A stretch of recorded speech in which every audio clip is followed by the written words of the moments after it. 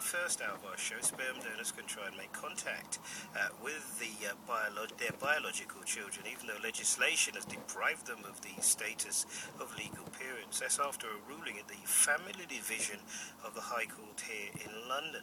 Earlier we spoke to Jess Pearce, who was conceived after a donation. She's now 32, but only found out 3 years ago. Earlier she told us she's not sure if she'd want her biological father to make contact. I think it's a really interesting question people ask me quite often. And I think until I was posed with the possibility of having contact or any knowledge, I don't think I can really answer it truthfully. I'm very inquisitive, but I would imagine that if somebody came forward and there was a possibility of making contact with my donor, I just don't know how I'd feel. We can speak to Natalie.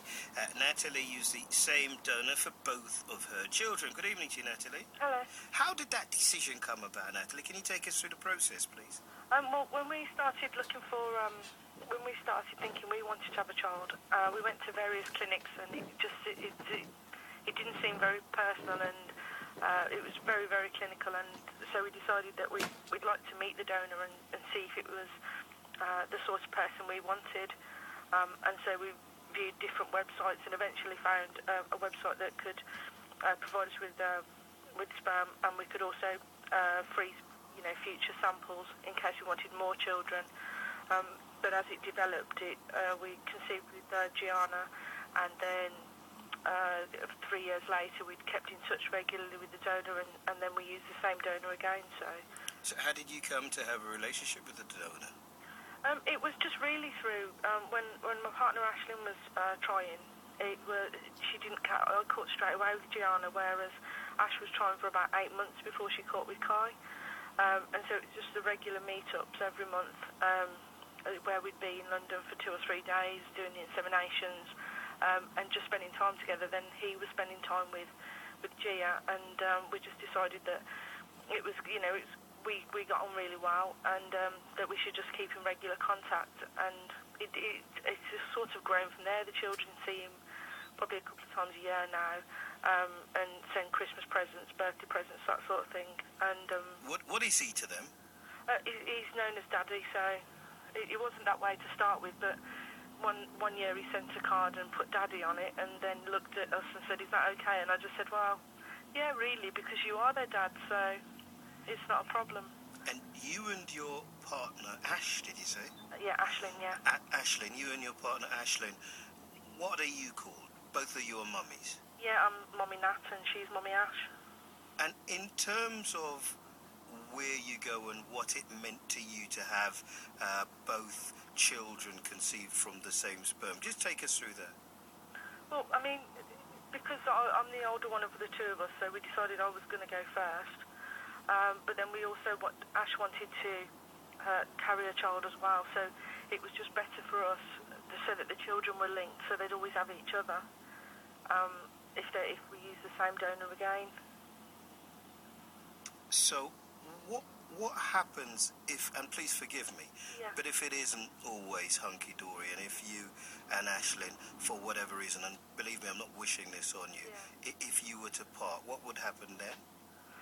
Well, I mean, we did, before we started trying, we did have a donor agreement drawn up, which just basically said that we didn't expect any sort of financial contributions for him, but we also expected that he wouldn't have any parental rights or, say-so on schooling and things like that, how the children were brought up. Should we split up, I'd like to think, ideally, that we'd stay in the same house because I'd want the children to stay together. So if that didn't come around... I think lots of people probably think that when they're together about when they break up, but you do appreciate it can get a bit messy, right? Yeah, I mean, we've got friends in Brighton that went through this a couple of years ago, and what they've done is bought a 3-storey house and split it in half, and so the children can still just float between the two moms, but still, the two moms are separate now, so... it still lets the children have their time together without breaking up the family. And what about if the contact wasn't, what it is twice a year. How would you feel about somebody you'd made this deal with who said he didn't want anything to do with the babies all of a sudden coming back into your life? How would you feel about that? I suppose I'd be upset because obviously the deal we had has been broken. It depends on how far he'd want if it should ever happen, how far he'd want the contact to go. You know, obviously he only sees the children once or twice a year, and it's sort of as a treat on a day out to the zoo or to a theme park. Are you always there? Yeah, we're always there. We never leave the children with him. So, I mean, it's not that we don't trust him. It's just that we've only met him a handful of times ourselves. You know, sort of thing. So it's sort of. But they are his children too. Sorry? They are his children too.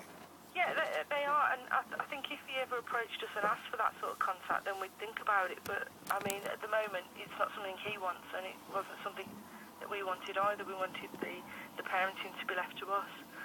Suppose one day he says, I don't approve of that. I don't think that's quite right. I have serious concerns about that. Yeah. Would you be annoyed about it, whatever he was objecting to? Would you be annoyed about the fact that he objected at all?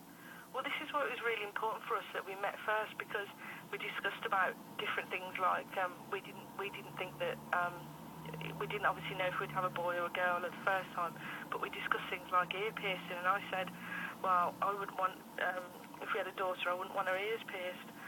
She should have that decision when she gets to an age. I wouldn't want to, you know, take her and have it done when she's young, and it was really bizarre because he had the same thoughts on that, and.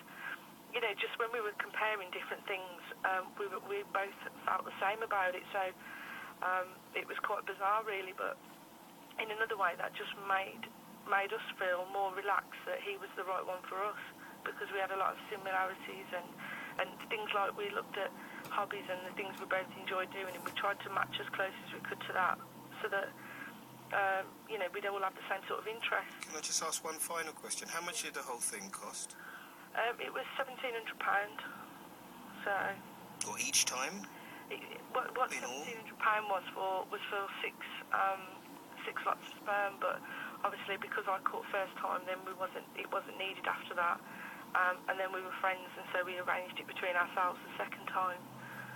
I mean, through the centre we run, it doesn't cost anywhere near that sort of price anymore. Can I say thank you so much for taking the time to speak to us. As Natalie Drew used the same donor for both of her children, aged now 4 and 7. When we come back, we'll speak to Walter.